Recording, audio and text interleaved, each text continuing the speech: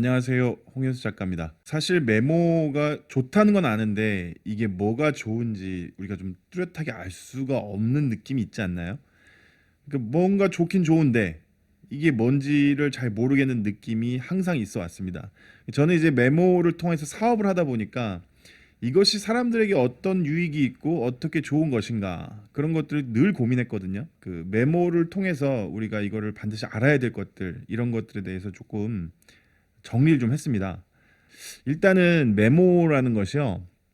전 크게 세 가지로 봤습니다. 이 메모가 어떤 유익이 있겠느냐, 어떻게 큰 파트로 나눠지겠느냐를 제가 봤을 때 첫 번째가 이제 꿈을 꾸게 한다. 드리밍의 파트입니다. 꿈을 꾸게 할 수 있게끔 해주는 게 바로 메모다. 왜냐하면 우리가 무엇을 하고 싶다, 무엇이 되고 싶다, 무엇을 원한다라는 것을 생각을 하더라도 사실 좀 많이 좀 잃어버립니다. 까먹죠. 까먹는데 그것을 종이에 적어서 차분하게 진행해 나가는 것들 그런 것들이 어떤 드리밍의 영역이다. 그래서 땡큐노트에는 커뮤니케이션 파트가 있고 메이크 유어 드림이 있죠. 미래 일기 많이들 알고 계시겠지만 또 미래 일기나 뭐 감정 카드 게임 이런 것들도 사실은 일종의 드리밍의 영역이라고 좀 보거든요. 그것도 메모니까. 두 번째가 이제 플래닝 파트입니다. 플래닝이라는 것은 결국 내가 어떤 목표를 정해서 그것을 뭐 월간 계획과 뭐 주간 계획 혹은 연간 계획을 이렇게 나눠 가지고 추진해 나가는 능력. 그것이 바로 메모가 할 수 있는 영역이다. 플래닝의 영역이 매우 중요하다. 또 하나는 중요하죠. 스터딩의 영역입니다. 사실 공부는 아날로그가 안 들어갈 수가 없죠. 아무리 디지털이 발전해도 사실은 종이가 살아있는 영역이 제가 봤을 때도 마지막까지 살아있는 영역은 아마 그러니까 스터딩의 영역이 되지 않겠느냐. 그래서 뭐 저 같은 경우는 늘 강조했던 게 이제 비주얼 싱킹, 이제 눈으로 보고 시각화해라.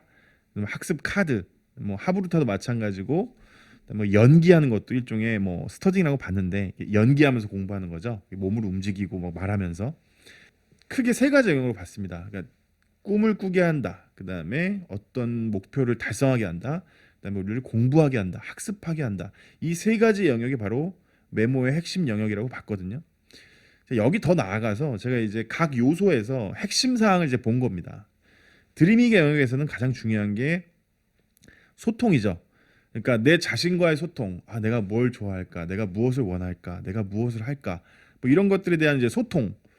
소통의 요소가 매우 중요하다. 그다음에 플래닝에서는 최적화입니다. 제가 봤던 관점은 그래서 어떤 목표를 달성하기 위해서 내가 시간을 어떻게 내야 되고 그것이 어떻게 진행이 돼야 되고 어떻게 진행되고 있는가를 피드백하는 것들 그런 모든 것들이 결국 이 플래닝의 영역에서는 바로 최적화의 영역이라고 봤거든요. 근데 세 번째 스터딩에서는 가장 중요한 게 아무리 강조해도 지나치지 않은 게 뭐냐면 재미입니다. 재미. 재미가 없으면 이제 공부가 하기 싫죠.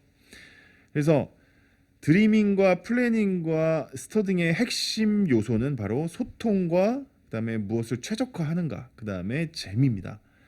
이 각각의 요소가 어느 정도 겹쳐 있더라고요. 그래서 어떻게 봤냐면 결국 소통과 최적화가 만나는 이 지점에는 무엇이 있겠느냐? 결국에는 관찰로 본 거예요. 내 자신을 관찰하고 그다음에 어떤 목표를 관찰하고 그것이 얼마가 남았고 어떻게 진행해야 되고 하는 것들을 관찰을 통해서 이제 소통을 하고 최적화를 시켜야 된다. 그다음에 드리밍의 영역과 스터딩의 영역에서 중첩되는 부분이 있더라고요. 그래서 또 고민을 많이 해봤는데 소통과 재미 뭐가 있을까 봤더니 바로 공감을 제가 느끼게 된 거예요. 공감이 되는구나. 아, 소통이 되고 재미가 있으면 또 소통이 되고 또 그런 과정에서 공감의 요소가 일어나겠구나. 그다음 이제 최적화와 재미 이 두 가지 요소의 사이에서는 뭐가 이제 발생할 수 있느냐? 바로 실행입니다. 결국 메모라는 것이 정말 아무것도 아닌 것 같지만 이것들이 굉장히 깊은 어떤 철학과 깊은 요소들이 담겨 있다는 얘기거든요. 그러니까 재미있고 최적화가 돼 있다면은 당연히 실행을 하게 되겠죠. 결국 우리가 우리 인생을 혹은 우리 사회를 뭐 우리 전체를 관찰하고 그것을 이제 사람들과 함께 나누고 소통하고 공감하면서 어떤 목표에 대해서 실행하는 요소들 이런 것들이 중첩이 되면서 가장 중요한 핵심 요소는 뭐냐면 제가 봤을 때는 오리지널 디자인으로 봤어요. 그러니까 오리지널 디자인이 뭐냐면 신이 나를 설계했을 때 나의 원래의 디자인이죠. 내 원래의 모습. 사실 이게 가장 중요한 요소가 아닌가 싶습니다. 이 오리지널 디자인, 내가 나다운 거, 내가 나로서 멋진 거, 이것이 굉장히 중요한데, 그동안 이제 산업화 시대를 통해서 이 시대가 변천해 가면서 이 오리지널 디자인이 많이 죽었죠. 그러니까 나의 고유의 어떤 영역과 나의 어떤 특성을 잠시 내려놓고 사회가 원하는 내 모습이 되기 위해서 내 오리지널을 덮었죠. 그것이 뭐 대량 생산과 뭐 여러 가지 표준화, 그다음에 뭐 매뉴얼적인 모든 것들이 이렇게 대량 그러니까 산업화 형식으로 바뀌면서 내 원래의 모습을 잃어갔던 시대, 그 시대를 우리가 지나왔던 것 같습니다. 굉장히 긴 시간 동안 원래 원시 시대에는 제가 봤을 땐 제 느낌엔 원래 각자의 모습을 가지고 살았던 것 같아요. 그러다가 산업화가 되면서 많이 생산해야 되고 효과적이어야 되고 효율적이어야 되기 때문에 잠시 그건 내려놓는 거죠. 그건 돈이 안 돼. 그거 너 그거 헛꿈 꾸지 마. 그런 거 하지 마. 이제 그런 시대인 겁니다. 이거 공부해, 영어해, 수학해, 수능 잘 봐, 좋은 대학 가야지, 좋은 직장 가야지. 이제 이런 것들이 내 본연의 가치보다 앞섰던 거죠. 그런데 이제 시대가 바뀌어서 이제 그런 것들이 이제 지나갔죠. 그리고 이제는 그런 것들로 추구해봐야 정답이 없는 시대가 돼버린 거죠. 좋은 대학을 나와도 정답이 없고, 좋은 직장을 다녀도 정답이 없는 시대가 돼버렸죠. 그러다 보니까 사람들은 점점 그러면 나는 내 원래 모습대로 살고 싶어. 그것이 가장 핵심 가치가 아니겠나 본 겁니다. 결국 메모를 통해서 우리가 알 수 있는 것들, 우리가 얻을 수 있는 것들은 깊이 들어가면 결국 내 자신의 모습, 내 자신의 본연의 설계, 내 원래의 모습이 결국 메모를 통해서 나타나지 않겠느냐라고 저는 본 거예요. 그래서 사실 땡큐노트를 설계하면서도 이런 요소들을 상당히 많이 고려했었고, 결국 메모를 통해서 우리가 이런 겁니다. 그러니까 시중에 보면 이미 뭐 디지털 메모가 매우 많이 나왔죠. 디지털 메모가 나쁘다는 게 아니라 디지털 메모의 특성은 전 그렇게 봐요. 공유하고 전달하고 복사하고 협업하고 뭐 이런 것들에 대해서는 전달력이죠. 그러니까 통신 수단으로서의 디지털은 굉장히 좋다 이거죠. 그러나 어, 뭔가를 깊이 생각하고 내 인생을 깊이 이해하고 뭔가를 사색하고 생각하는 것에는 결국 종이의 역할이 들어갈 수밖에 없다 이렇게 봤거든요. 자, 그래서 아날로그가 좋다, 디지털이 좋다라고 하기보다는 아날로그와 디지털을 굉장히 지혜롭게 써야 된다. 저는 이렇게 얘기하고 싶고요.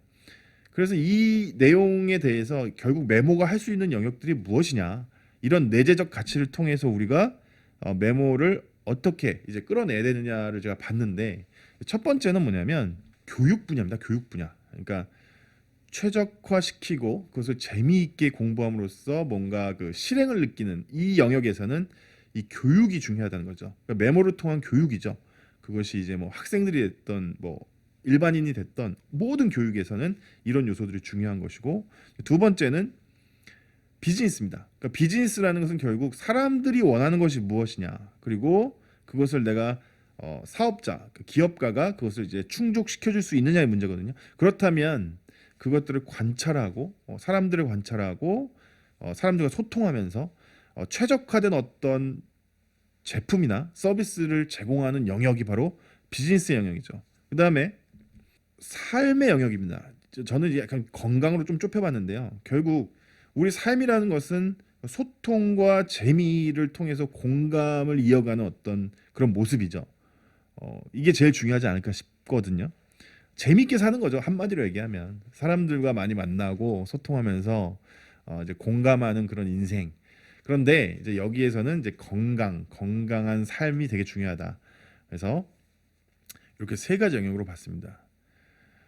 사실 메모를 기반으로 한 이 사업을 제가 진행을 하면서 굉장히 어려웠던 게 뭐냐면 이 포커싱이에요. 그러니까 포지셔닝이라고도 하죠. 뭐 예를 들자면 뭐 맥도날드는 뭐 햄버거잖아요. 그럼 뭐 땡큐노트란 뭐니? 근데 제가 이제 사업을 해보니까 그런 느낌이 드는 거예요. 메모라는 것이 어떤 한 분야에 특화되기보다는 메모는 이 전 분야에서 다 영향이 있는 거더라고요. 그러다 보니까 이게 뭐 타겟팅이라고 하죠. 타겟팅, 그다음 뭐 포지셔닝 이런 영역에서 메모가 굉장히 어려웠어요. 그래서 최근에 제가 이제 출시했었던 게 뭐냐면 그 스터디 플래너 아시죠? 땡큐노트 스터디 플래너 전용 버전으로 이제 시중에 유통이 됐는데 그거는 보세요. 이제 타겟팅이 누구냐면 중고등학교 학생들입니다. 그죠? 그다음에 포지셔닝이 뭐냐면 스터디 플래너예요. 이렇게 좁혔죠. 그래서 이렇게 타겟팅을 해서 들어갔고 이제 그것은 유통 전문가분들, 디자인 전문가, 기획 전문가분들께서 같이 이제 협업을 해가지고 현재 그것은 판매가 되고 있는데 이제 그렇게 이제 포지셔닝을 하는 것들이 저는 굉장히 어려웠다. 그래서 그렇게 부분보다는 결국 메모라는 것이 어떠한 철학이 있고 어떠한 나에게 유익이 있고 어떻게 내 삶의 영역에서 이렇게 관여를 하고 있느냐의 문제에 있어서 한 3년 고민한 것 같습니다. 3년.